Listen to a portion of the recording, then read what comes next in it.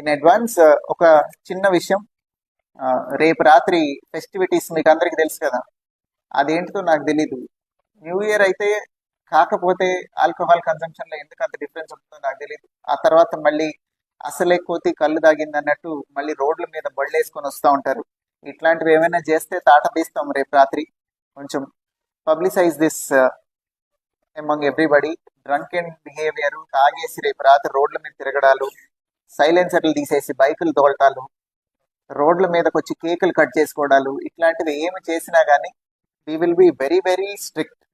అందరూ law abiding గా ఉండి ఇంట్లో కావాలంటే ఒక కేక్ కట్ చేసుకొని క్లాప్స్ కొట్టుకొని హ్యాపీ న్యూ ఇయర్ చెప్పుకొని they can happily rest.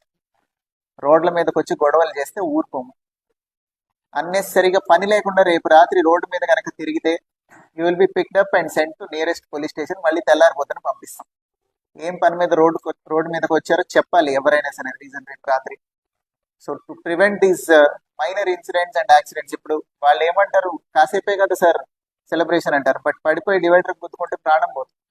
We don't want that to happen. So దయచేసి ఇది కొంచెం take this message across to public. New year చక్కగా సేఫ్గా చేసుకోండి.